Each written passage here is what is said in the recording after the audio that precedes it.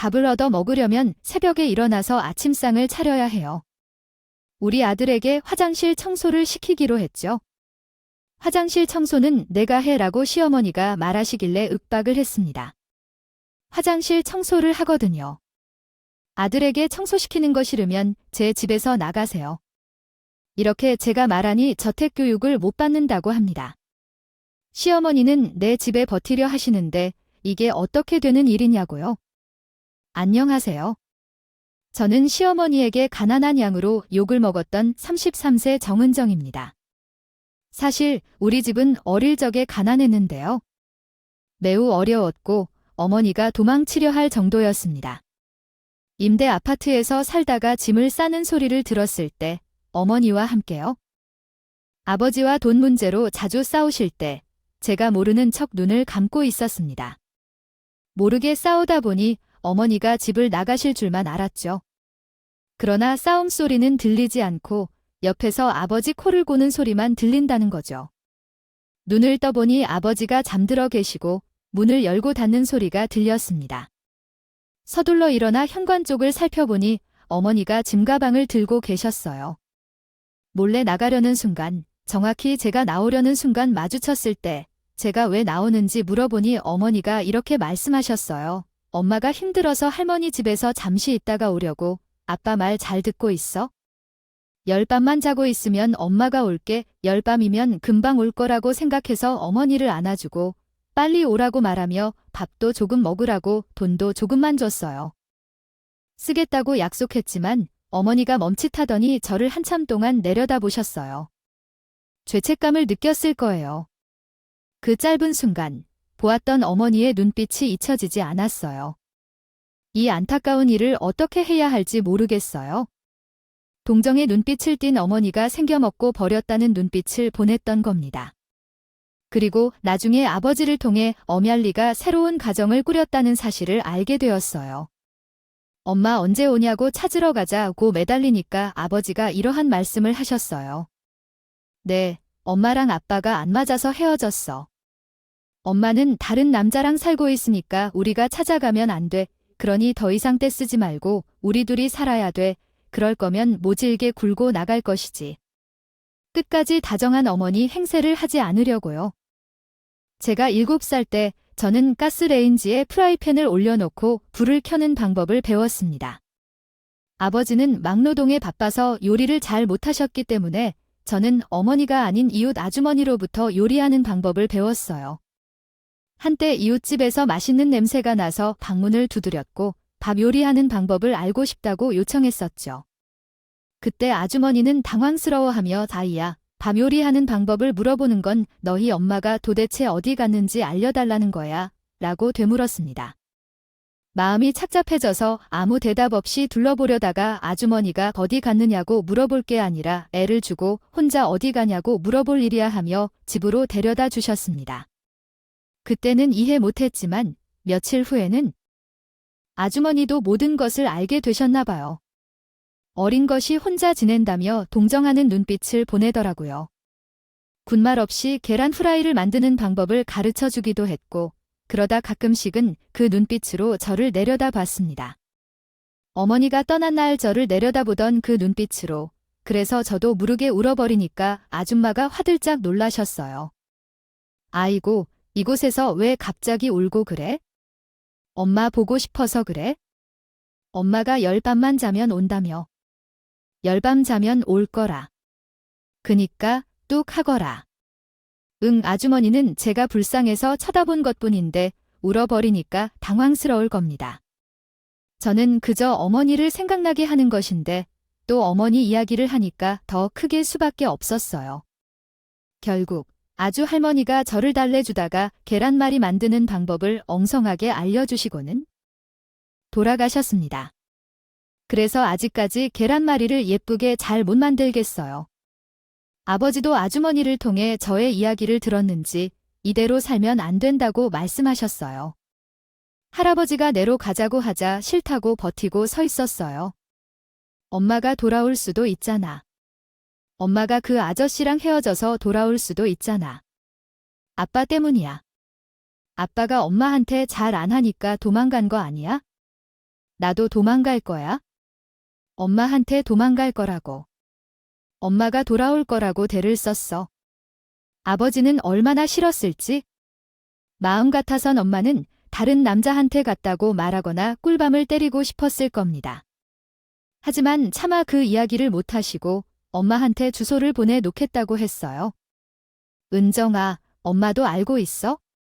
엄마도 할아버지 있는 줄 알고 거기로 갈 거야. 가면 어찌 그러는 거야. 우리 아이 있는 거지? 우리가 엇갈리면 안 되겠지? 저는 그 말을 듣고 나서야 드러누웠던 엉덩이를 쓰다가 아버지를 따라 경상도와 전라도 그리고 충청도가 만나는 삼도봉 골짜기를 향했습니다. 그곳에서 차를 타고 산골짜기를 겨우겨우 올라가면서 허름한 집이 한 채 보이긴 했어요. 다 무너져가는 폐가처럼 보이는 집이 할아버지 집이었어요. 그곳에 들어가니 그 노인 특유의 냄새가 자리했어요. 그 냄새가 나더라고요. 거기에 이불을 펴고 누우면 쥐들이 찍찍하고 발구르는 소리가 들렸어요. 모기 팔리아로 촌 돌고래를 넘는 각종 벌레들도 있었고 지네와 뱀도 나왔어요. 불을 꺼놓다가 갑자기 켜면 벽에 붙어있던 바퀴벌레가 몰래 나와서 도망을 가다가 우르르 도망을 가서 벽으로 사라졌다. 아버지는 나를 이런 집에서 자라게 하나? 노력하여 일해야 한다며 원래 사는 아파트에서 살려고 하던 마음이 있던 저는 이런 집에서 살고 싶지 않아서 울면서 시간을 허비했었어요. 왜 이런 곳에서 살아야 하는지 다시 생각하게 되어 아파트로 돌아갈 거예요. 아빠도 아파트에서 살고 있다고 하고 엄마는 다시 돌아오라고 해서 제가 엄마를 찾으려고 힘들게 울었더니 할아버지께서는 이렇게 말씀하셨어요. 이런 집에 살고 싶지 않다면 울며 있으면 안 돼요. 공부해야 도시에서 생활할 수 있어? 할아버지의 말을 무시하고 계속 울면 늙어서도 할아버지처럼 살 거라고 경고를 하셨어요. 저는 더 이상 이 집에서 살고 싶지 않아서 공부하기 시작했어요. 할아버지의 말을 따라서 잘 듣고 있었어요. 어렸을 때 돈이 없는 집에서 공부를 하면 소용이 없다는 것을 모르고 있었어요. 19살이 되었던 해, 간호 과목에서 좋은 성적을 매긴 선생님으로부터 칭찬을 받았어요. 전달하신 내용을 수정하겠습니다. 들었어요. 저는 너무 기분이 좋아서 방방이 할아버지에게 달려가서 말했어요. 그런데 할아버지가 대학 등록금 이야기를 꺼내는 거였죠. 윤정아이야, 할아버지 돈이 없다고 등록금 내줄 돈은 너희 아버지도 없는데 어쩌겠니? 요즘에는 대학에 들어가는 아이들보다 공장이나 다른 곳에 들어가는 아이들이 더 많다고 하더라고. 그런 아이들이 오히려 더 성공한다는 이야기를 들으니까 눈물이 점점 차오르더라고요. 제가 닭 같은 눈물을 흘리니 할아버지가 주름진 손으로 제 눈물을 계속 닦아주셨어요. 미안한데, 전라도, 충청도, 경상도 사투리가 섞인 이상한 말투로 위로해 주셨는데 얼마나 화가 났는지. 보란듯이 울어버리며 소리를 질렀어요. 여기 살기 싫으면. 공부하라며 공부해서 성공하라고 하면 희망 고문을 하지 말아야겠지요. 내 나이에 가난의 대물림이 무엇인지 뼈저리게 느끼면서 이해하게 되는 법이에요. 할아버지에게 배신자라는 말을 듣고 막말을 퍼붓고 할아버지의 말을 모두 무시하기 시작했었죠. 그렇게 냉전을 주고받던 중 학교에 다녀오다 이상한 느낌을 받았습니다. 평소와 같이 걸려오는 돌들을 마구 차며 계속 나아가다가 책가방을 던지면 할아버지가 문을 여는 게 익숙했어요. 하지만 문이 열리지 않아서 당황한 제가 입을 벌리고 다시 문을 열려다가 갑작스럽게 새한 느낌이 들어 다시 생각하게 되었죠. 돌아왔을 때 문을 열자 할아버지는 눈을 감고 평안하게 자고 계셨습니다. 늘 나물 반찬과 따뜻한 밥이 한 그릇 놓여있는 테이블은 텅 비어 있었습니다. 할아버지의 평온한 표정을 보며 내 심장은 쿵쿵 뛰었습니다. 할아버지의 코끝에 손을 대봐도 아무런 감각이 없었습니다. 평온하게 가신 할아버지를 보며 예전에 함께 땡깡 부리며 놀던 모습이 떠올랐습니다. 책과 후회의 감정이 밀려왔습니다. 어머니를 보내던 그날처럼 눈물이 흘렀습니다. 아버지께 전화를 남기며 울었더니 다음 날 아버지가 삼도봉으로 오셨습니다. 장례를 치러 할아버지를 잘 보내드리고 아버지는 할아버지의 밀농사를 계속하셨습니다. 막노동 일을 계속해야 할지 고민하던 분이 계셨어요. 이제는 나이가 많아져서 무거운 것을 들거나 높은 곳에 오르는 일에 부담을 느끼신 것 같았는데 할아버지 땅은 아니지만 하던 밀사를 이어받기로 결심했어요. 전 아버지가 돌아와 밀농사를 하든 말든 별로 관심이 없었죠. 아버지보다 할아버지가 더 친근하고 그리워서 틈만 나면 울었어요. 아버지도 힘들어 하신 것을 보며 가슴 아파하고 계실 때가 많았어요. 그런데 육체뿐만 아니라 마음과 재물적으로도 어려워하던 아버지를 대신하여 예비 신랑이 정말 잘 챙겨주셨던 것 같습니다. 갑자기 누군가 문을 두드리는 소리에 나가보니 예랑이었어요. 이거 좀 먹어볼래? 저번에 엄마가 해줬는데 맛있어서 너한테도 해주려고 배웠어. 예랑이가 반찬을 만들어 가져와서 고맙다고 하며 말했지요. 집에 들어가서 확인해 보려고 해요. 한국어 문법 구조에 맞게 다시 작성하면 반찬 뚜껑에 작은 쪽지가 붙어 있었는데 할아버지가 돌아가셔서 아직도 힘들어 하는 것 같아서 만들어 봤어요. 엄마가 그러는데 할아버지도 좋아하셨던 반찬이래요. 이거 먹고 힘내세요. 할아버지도 안심하고 가실 거요. 이 쪽지를 보고 통곡을 하고 말았어요. 그래서 저는 그때부터 진심으로 예랑이가 소극 친구가 아닌 이성으로 느껴졌는데요. 정확히 말하면 이성보다는 결혼하면 참 와이프가 좋아하겠다. 그 배우자가 나라면 얼마나 좋을까라고 생각할 정도였습니다. 그런 생각밖에 없는 이유는 예랑이가 어릴 때부터 학교에 같이 다니면서 항상 발에 다 줬거든요. 길 가다 꽃도 꺾어주고 마실 것도 사줬어요. 우체통에 편지를 넣어주며 사귀자는 말만 안 했지 애인이나 다름 없었어요. 예랑이의 유일한 흠은 엄마였고 저를 보는 순간 눈을 흘기며 기분 나쁘게 쳐다보셨다. 우리 집안의 원수도 아니고 왜 이렇게 헐뜯고 무시하는지 몰랐습니다. 어느 날은 눈이 펑펑 쏟아져서 길바닥에 온통 눈뿐이었는데 길을 가다가 제 어깨를 붙잡고 다짜고짜 빗자루를 건네면서 이런 말을 했어요. 여기서부터 저기까지 길 좀 쓸어라. 아이, 어차피 너 돈 필요하잖아. 돈 줄 테니까 깨끗하게 좀 쓸어봐. 이런 식으로 돈 없는 걸로 이상하게 대우하며 몸처럼 저를 불러댔습니다. 할아버지에게 하던 것을 이제는 저에게 하는 거죠. 자존심을 상하고 싶어서 10만 원부터 주어야 한다고 말했어요. 그러자 저를 위아래로 훑어본 후에 힐끗힐끗 웃어버렸다고요. 꼴에 10만 원, 10만 원은 만져보긴 했니? 너네 할아버지는 10,000원만 주어도 얘만이 맞고 흙까지 안 보이게 다 쓸어버렸다. 돈이 없으면 자존심이라도 굽힐 것이지. 할아버지가 언제 그랬냐고 그런 적 없다고 따박따박 말대꾸를 하니 그 뒤로 저한테 말도 안 붙여요. 아마도 일종의 테스트였을 거예요. 여기서 제가 해주면 만만하고 가난한 집안 애로 낙인 찍힌 것 같아요. 그러다가 예랑이가 고등학생 때 서울로 이사가면서 헤어지게 되었어요. 정식으로 사귄 것도 아니라서 헤어지면서 많이 힘들었어요. 그런 이야기도 하지 않았어요. 그러나 마음이 아파서 괴로웠어요. 말하면 우리가 언제 사귀냐고 따질까 봐 말도 못했어요. 혼자 속으로 끙끙대면서 예랑이와 계속 연락을 이어갔는데 23살 때 예랑이가 우리 동네로 놀러와서 다시 만나게 됐어요. 그러다가 예랑이와 계속 연락하던 저는 마을 입구에서부터 예랑이를 기다렸어요. 예랑이가 탄 차가 다가오고 창문이 내려가는 순간 얼마나 기뻤는지 모르겠어요. 오랜만이라 호들갑을 떨며 어떻게 지냈어? 라고 물었어요. 나는 그동안 면허도 따고 차도 샀어요. 엄마가 사준 차긴 한데 한번 타볼래 했어요. 예랑이의 차를 타면서 서울에서의 사는 이야기를 쭉 들었어요. 서울에 있는 대학에 들어가서의 이야기부터 학생들의 이야기, 동아리 이야기까지 모두 들었죠. 특별한 것 없는 이야기지만 그렇게 재밌었어요. 나도 이렇게 가난하지 않았다면 대학에 갔을 텐데 씁쓸한 생각도 들었어요. 그런데 예랑이가 한 이야기를 들었죠. 너 간호에 들어가고 싶다고 했잖아. 내가 도와줄게. 사실 적금도 있거든. 돈을 좀 모아둔 거라서 내가 주식 동아리에 들어갔는데 선배가 넣으라는 바유. 주식 관련으로 손해를 보았다가 큰 성과를 거두었습니다.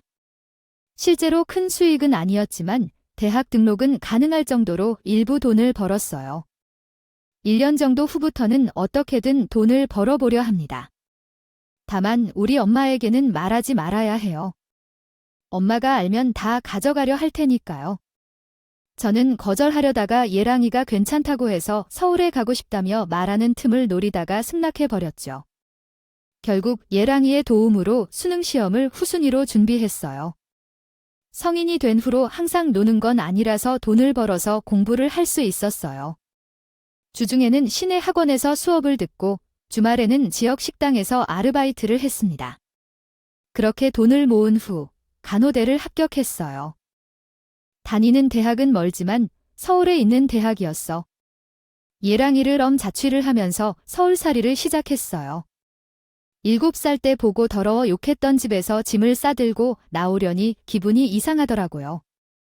짐가방을 든 채 할아버지가 마중 나오던 그 집을 바라보니 마음이 가요. 가서 성공해서 돌아올게요. 할아버지가 들었다면 정말 좋아하셨을 텐데 생각이 들었기에 눈물이 절로 나왔어요. 1시간마다 오는 버스를 타고 터미널에 가면서 계속 울었습니다. 한편으로는 드디어 가난의 악순환을 끊어낼 첫 발자국을 내디딘 것 같았는데 성적도 좋아서 장학금을 받으면서 다닐 수 있게 되었거든요. 하지만 마냥 좋지만은 않았어요. 오랜만에 서울당을 밟아서 그럴까요? 어렸을 때 봤던 서울과 정말 많이 바뀌어 있더라고요. 바쁘게 움직이는 사람들과 정신없이 달리는 차들까지 모든 것이 숨 쉴 틈 없이 움직이고 있는 것 같았어요. 악장 같은 경쟁하고 살아남아야 한다는 느낌이 절실하게 느껴졌어요. 그래도 예랑이 덕분에 버틸 수 있었습니다. 예랑이가 터미널로 나오면서 돈 봉투를 건네줬거든요. 내가 장 맞는다고 해도 이 돈은 주어야 할 것 같아서 주었어요. 어차피 서울에서 자취하고 학교 다니면 돈이 많이 들기로 했는데 도와주기로 한 건데야. 돈 받아줘야 해. 어차피 받아도 쉴 틈 없이 알바를 하며 공부해야 한다고 말했습니다. 삼도봉 사이와는 다르게 숨 쉬는 대로 돈이 나간다고 겁을 주기도 했죠. 처음에 돈을 받으라는 말인 줄 알았지만 실제로 서울에서 생활해보니 제가 생각하는 것보다 훨씬 더 힘들게 느껴지네요.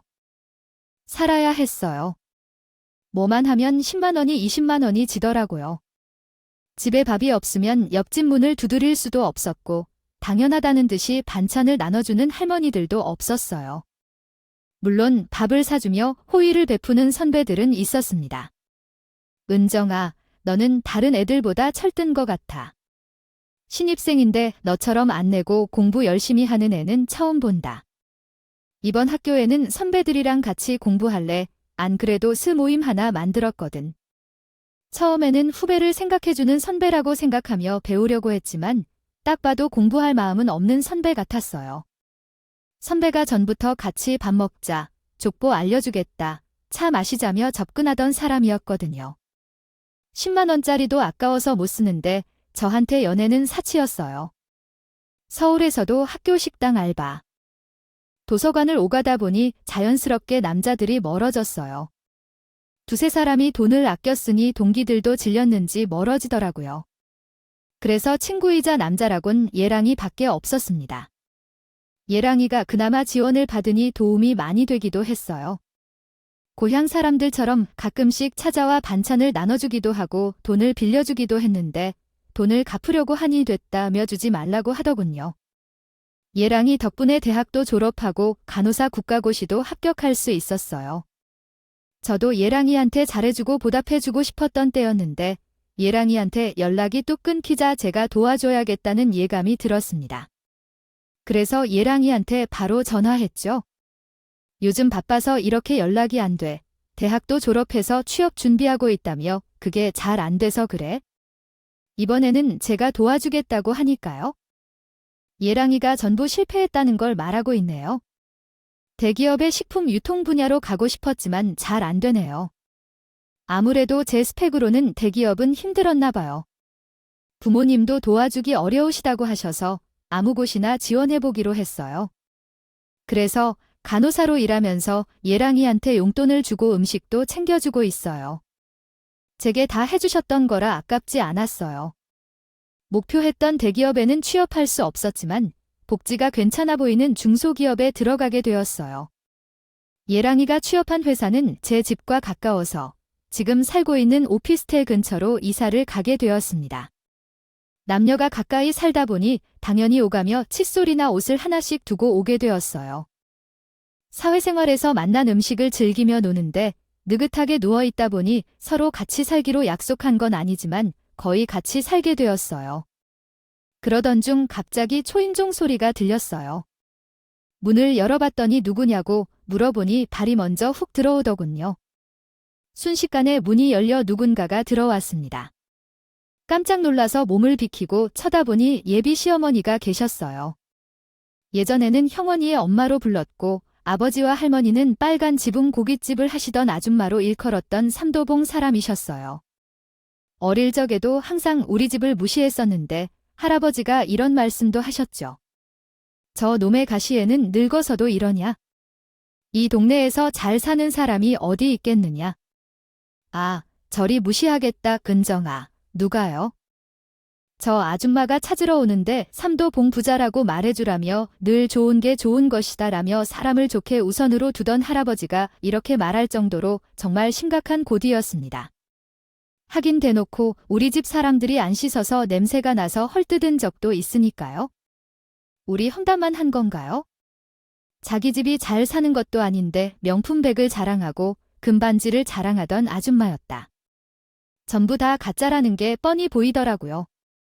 이런 사람이 나이 한두 살 먹었다고 변하는 건 아닌가 봅니다. 절 보자마자 이런 소리를 하시던데 너희들은 같이 살기로 했으면 말을 해야지. 이렇게 몰래 살고 있으면 어떡하니 왜 나한테 혼날까 봐 그랬어요. 하긴 너희 집안 보면 내가 반대할 만하지. 아휴, 집안 꼬라지 좀 봐라. 누가 김정식이 집안 따 아니랄 하려 할지도 몰라. 아, 우리 할아버지 이름까지 들어 먹이면서 비아냥됐어요. 저는 남의 집에 막 들어와서 뭐 하는 건지 물어봤는데도 무시당했어요.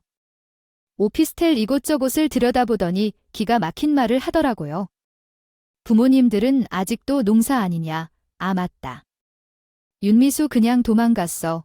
이제 엄마는 집을 나갔다가 돌아왔어요. 몇 년 만에 봤는데 남의 상처를 이런 식으로 들추는 사람은 처음이었어요. 어떻게 해야 할지 몰라 얼굴을 붉혔다가 버럭 소리를 질렀어요. 그거 너무 무례하지 않았느냐? 나가줬으면 좋겠다고 했는데도 들어 먹히지 않았습니다. 그냥 눌러붙거나 나가려고 하던 찰떡한다고 하더라고요. 제 집인데 나가라고 말할 때 그대로 눌러붙으려는 생각을 안 하시더라고요. 제 집인데 나가라고 하니 이런 말씀을 하셨어요. 나가긴 모르겠다고. 며느리가 되어 집안 살림도 하나 똑바로 해야 한다고요? 못하니까 내가 알려줘야지 어디서 며느리가 시위 보고 나가라고 하니 내가 밥 해주면서 다 가르쳐 줄 거니. 잘 배워라. 이게 다 우리 형언이 해줘야 할 것들이니까. 그러면서 제 집안 살림을 참견하기 시작하더라고요. 예랑이가 이렇게 하면 안 된다고 나가자고 해도 소용없었습니다. 결혼하고 싶었던 건 아니냐고. 시집살이를 하려면 일해야 한다고. 예랑이를 조정하려고 들더군요. 신랑이 하는 사이 얼렁뚱땅 밤이 되어버려서 경찰을 불러야 하는가 고민을 했습니다. 하지만 제가 아침 근무라서 지금 경찰을 부르면 병원에 출근하지 못할 것 같았죠. 아침까지 참았다가 퇴근 후에 신고하려고 했어요. 거의 눈으로 밤을 지새우고 출근하려니까 시어머니가 밥상을 차려놓고 밥을 먹고 있을 때 예랑이가 앞에서 말하고 있는 것을 보니 아침상도 예랑이가 차려놓은 것 같았고요. 예랑이는 저를 보자마자 미안하다며 얼른 출근해야 한다며 같이 나가자고 이야기했어요. 그런데 시어머니가 제 손목을 낚아채더니 호통을 쳤어요. 우리 아들을 하는 집을 보니까 내가 맨날 얻어먹었지 며느리가 남편이랑 시어머니를 위한 밥상을 차리려면 생각해야지. 우리 아들에게 밥을 얻어먹으려면 새벽에 일어나서 아침상을 차려야지. 그리고 너 우리 아들한테 화장실 청소시켰다며 화장실 청소는 내가 해라 시어머니가 제게 말했지.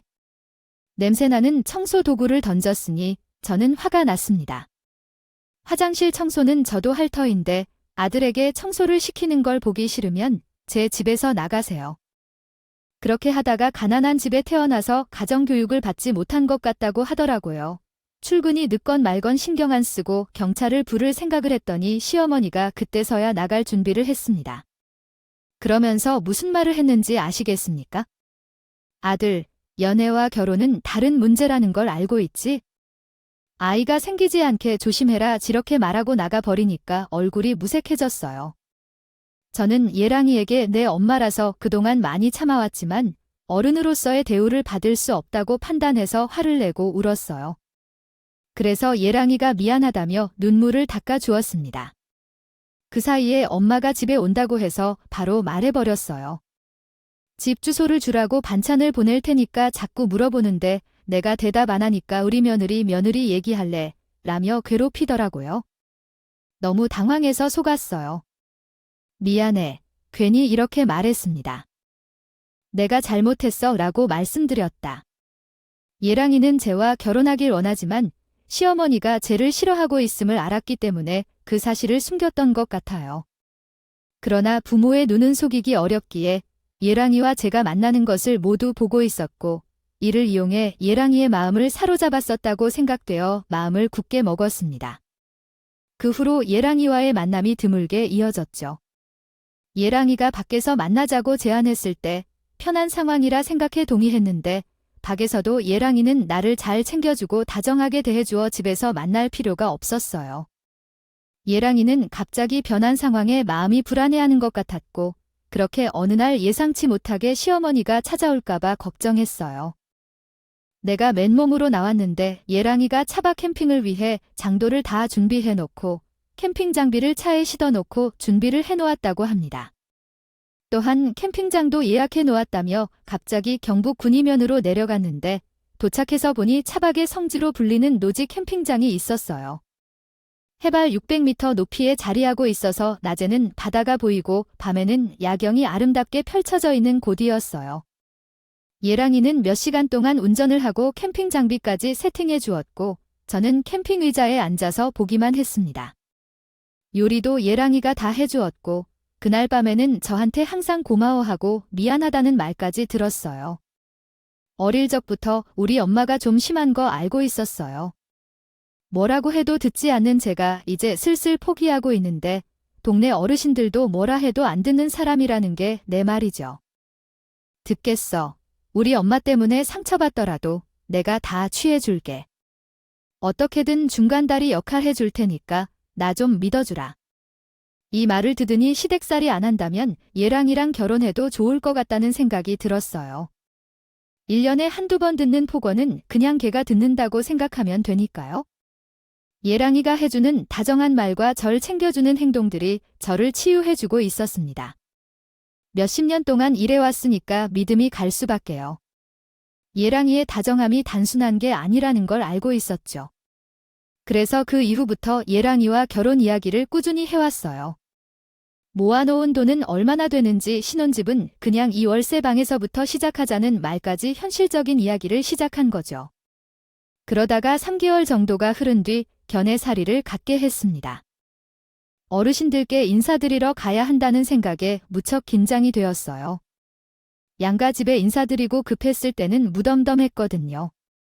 어르신들을 모시고 가기 좋다며 수간호사님이 추천해 주신 식당을 예약했고 아버지께 말씀드리니까 점점 압박감이 찾아왔어요. 그러다가 꿈에 나타났답니다. 꿈에서 시어머니가 막말을 해요. 우리 아들을 가난한 것들에게 장가시키지 못한다고. 엄마는 가난한 걸 싫어해서 다른 남자를 찾아가지 그리고 주저앉아가는 집도 수리 못하고 이사도 못 간다는 이야기를 했어요. 아, 어떻게 우리 아들을 데려다가 너희 집안에서 살리느라 죽을 거냐? 라는 시어머니의 말을 꿈속에서 아버지가 듣고 울었다고 하더라고요. 꿈에서 깨어나도 시어머니가 아버지 앞에서 또 막말을 한다면 어쩌죠? 두근대는 마음을 가라앉히려고 했어요. 정도였어요. 하지만 또 결혼을 하려면 상견례 자리를 잡아야 해요. 결혼은 집안과 집안끼리 하는 것이니 시어머니를 아예 안 볼 수는 없었습니다. 몇 번이나 할 수 있다, 잘 해낼 수 있다 다짐을 하며 겨우 용기를 냈어요. 견해 자리를 갖자고 말씀드리려고 예랑이와 함께 삼도봉에 있는 시댁으로 가서 문을 두드렸는데 시어머니가 빼꼼 내다보더니 말도 없이 돌아서 계셨어요.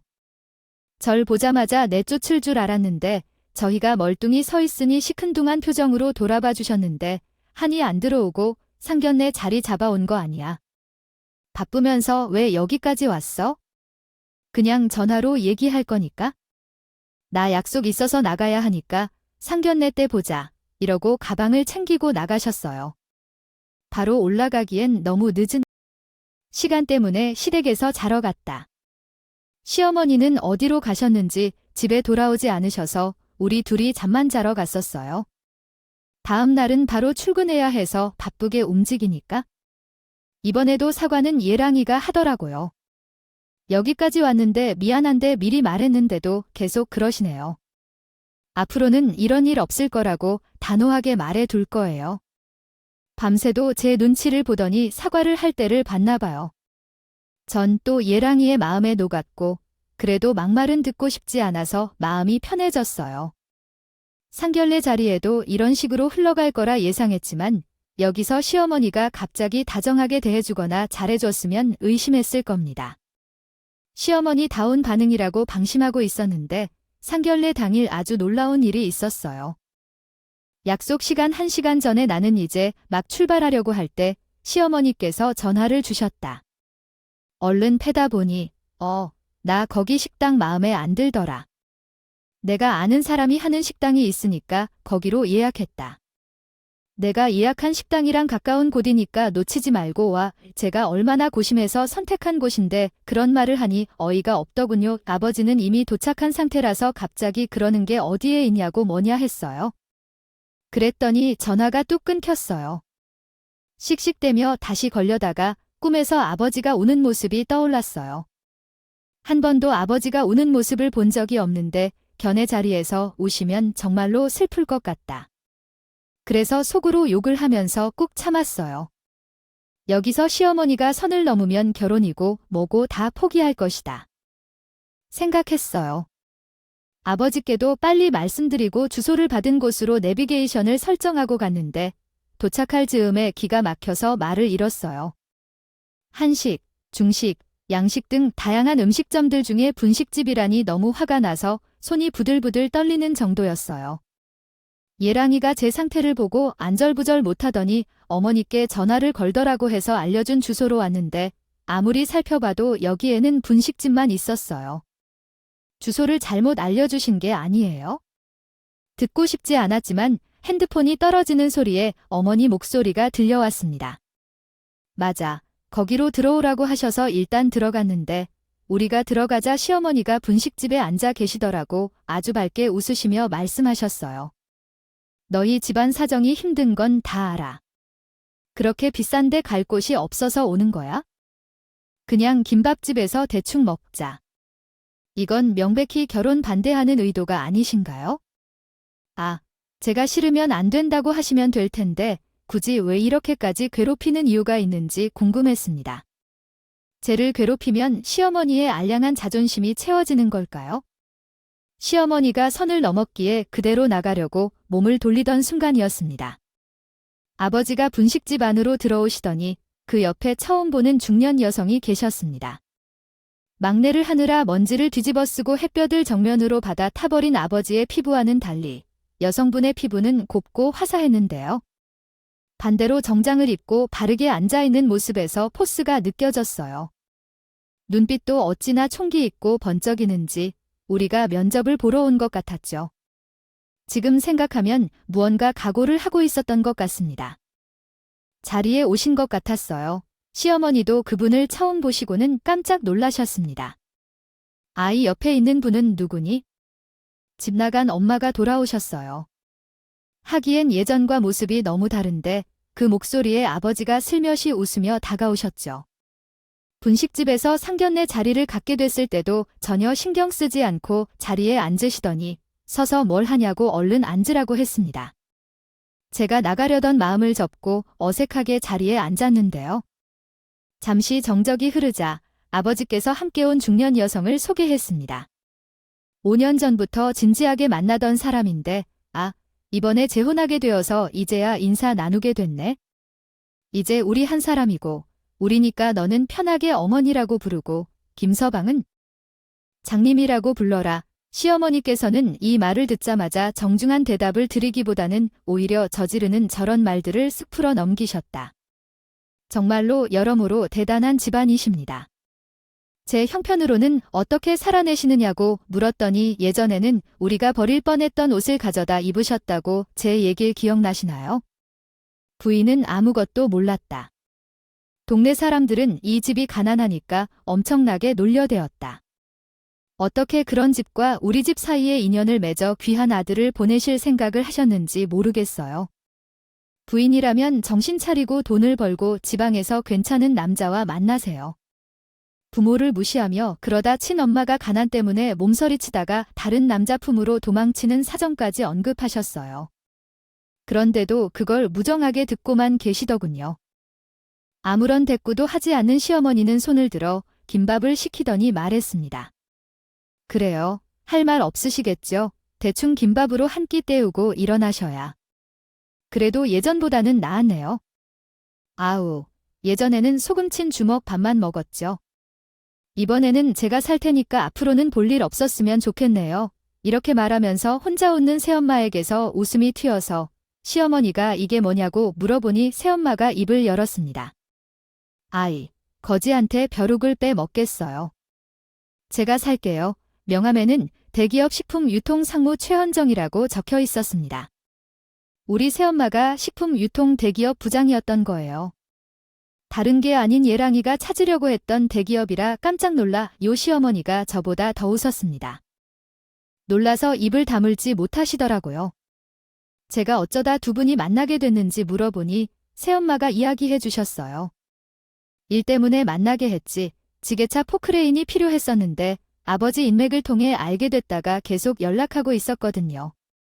아무리 살펴봐도 너네 아빠는 막 나는 사람 같지 않더라고요. 말하는 것보다 생각보다 교양이 있고 나와 잘 통해서 계속 만나게 됐지? 그때 나도 이혼한 상태이고 너네 아버지도 혼자 남은 상태라서 진지하게 만나게 됐어요. 진짜 인연은 따로 있는지 겉으로는 어울리지 않았지만 두 분은 정말 알콩달콩해 보였어요. 물잔을 챙겨주고 잘 뜯어지지 않는 물티슈도 뜯어주곤 했어요. 시어머니는 엄마의 명함을 보며 얼굴이 창백해지더라고요. 아무 소리도 못하고 있었어요. 아래는 문법적으로 올바르게 다시 작성한 내용입니다. 아버지는 그렇게 말했습니다. 엄마가 이야기를 꺼내셨어요. 우리 회사에 이력이 있는 적이 있다며 그것도 식품 유통 분야로 지원한 적이 있다고 들었는데 맞나요? 예랑이가 그렇다고 하니까 새엄마가 한 번 더 도전해보라고 말했습니다. 시어머니가 이 말을 듣고 예랑이가 화색이 변하여 얼굴을 찡그리고 있었다고 해요. 그러자 지금 당장 지원해야 한다고 배우자가 제안하자마자 새엄마가 말을 가로챘어요. 그렇다면 퇴학은 어디서 나왔나요? 토익, 토플, 유학은 다녀왔나요? 할 수 있는 언어가 무엇인가요? 예랑이는 서울에서 내는 대학이 아닌 다른 대학을 다녔고 토익과 토플은 남들이 준비한 만큼 했습니다. 유학은 돈이 없어서 못 다녀왔고 원어민처럼 말할 수 있는 언어는 한국어뿐이었습니다. 이 사실을 시어머니도 전부 알고 있는데요. 말을 건넸대도 그 말을 듣고 있었어요. 이유는 새엄마가 강한 소리로 말했으니 그랬을 것입니다. 요즘은 누구나 대기업을 바라보고 있나 봐요. 그러자 시어머니가 왜 그런 소리를 하는지 화내며 새엄마에게 말했습니다. 그 뒤에 새엄마가 강수를 술잔으로 마셨을 때 그녀의 마음이 평화롭지 않은 것을 알 수 있었습니다. 그래서 그녀는 우리 가족을 위한 미래를 위해 대기업에 들어가라고 제안했습니다. 시어머니는 아직 믿지 않는 듯했고 일어나서서 새엄마에게 물었습니다.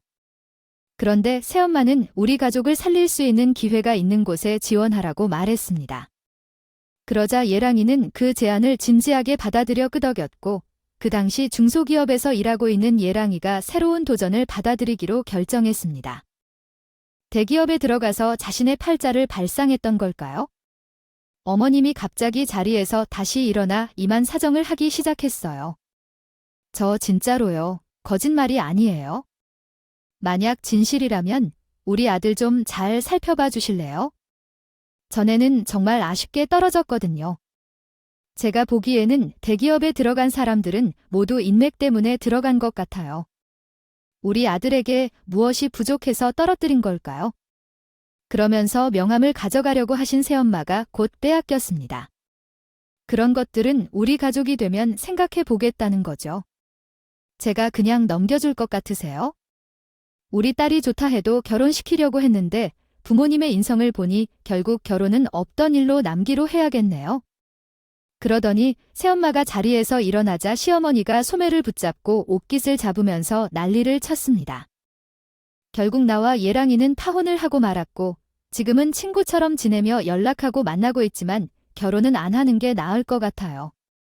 시어머니가 개인적으로 찾아오셔서 제게 하소연한 적도 있거든요.